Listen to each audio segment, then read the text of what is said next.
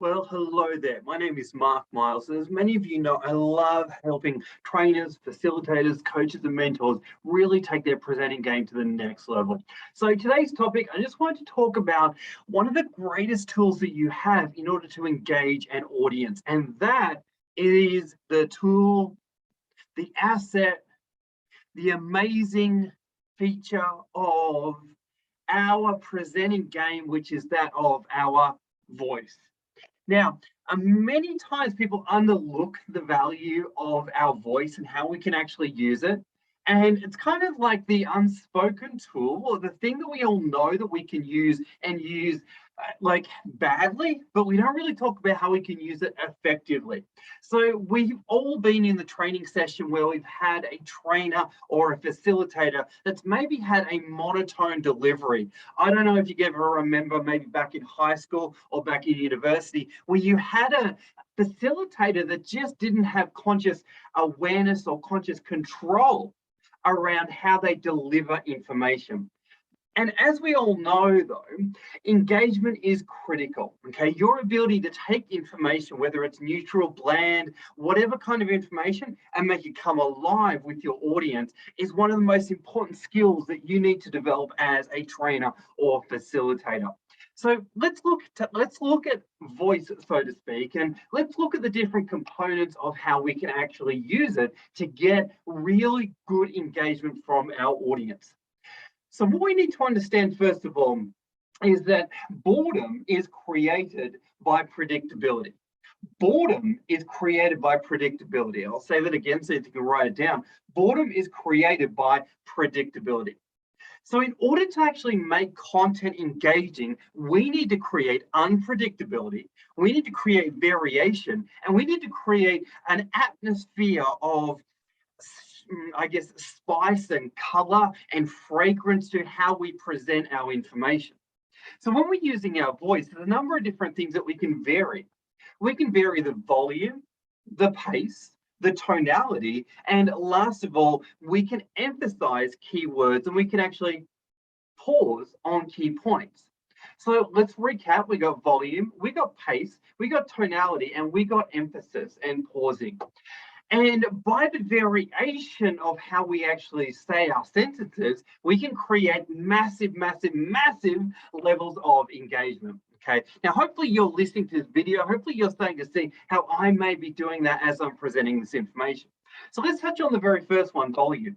So volume, by its nature, is going to create variation. So if we go high or low, we can certainly create a variation in our audience listeners' minds, right?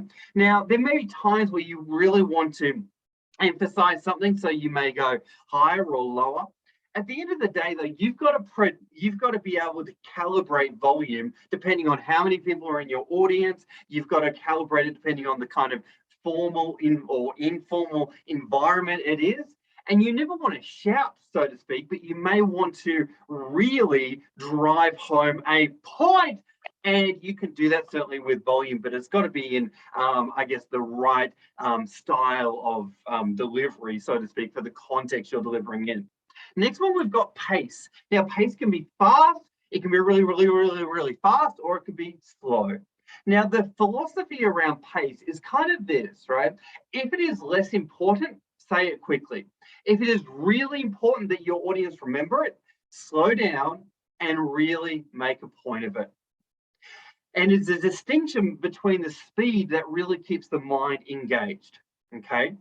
Now, the third one is tonality. There's generally three types of tonality. We've got questioning, we've got neutral, and we've got command tonality. Okay. Now, questioning is when we go up at the end of our sentence. We say, this is a book, or we say, this is a book, or we could say, this is a book.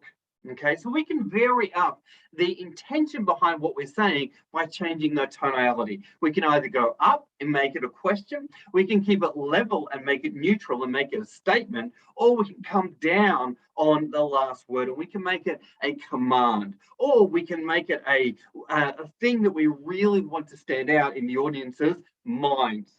Okay, now you can really play with tonality, have a lot of fun with it, but at the end of the day, your variation in tonality is again one of the greatest tools that you'll have to be able to deploy to create massive, massive levels of engagement. Okay, just playing around there. Now, the next one we've got is emphasis and pausing. Emphasis and pausing. So one of the really, really, really cool ways to train yourself to be great at emphasis and pausing is to read great speeches. And one of my favorite speeches to read is the speeches by Martin Luther King. And if you can actually read through his speeches and pick out words to pause on, emphasize, or different aspects of the speeches that he does and that you really want to highlight, it can really train you to be a great conscious communicator and someone that really is deliberate with the words that they use. Okay, and your ability to pick out words as you are articulating them will really, really take your presenting game to the next level, because it won't just be monotone delivery, it won't just be you speaking sentences, it will be you taking command and charge of what you say and how you say it. And many times when we're delivering online, we don't have the, I guess, the added benefit of using our body and our body language and gesturing. Maybe we've just got our voice. And maybe we've just got our ability to share our message in a vocal way. And when we've only got that, we really need to be consciously aware of how we are speaking and actually being able to use our words at a conscious level to really ramp up the suspense, the engagement, and use these tools of pausing, emphasis to our greatest ability, right? And so I just want to encourage each and every one of you to start to get deep into the area of how you can really use your voice to engage your audiences powerfully. It's a really cool tool. And when you can master it, you can be phenomenal on a big stage, regardless of the size of the audience, and you can really be powerful in the online space as well as you deliver your message and you are conscious about the words that you use and your delivery, whether it's the speed, whether it's the volume, whether it's your tonality. These are some of your greatest assets as a presenter and speaker. So definitely check these skills out, play around with them, and really have some great results. So on that note, thanks so much for watching the video, and I'll see you on the next one. And keep playing with, experimenting with how you can use your voice to get even better engagement. Thanks for watching. I'll see you on the next video.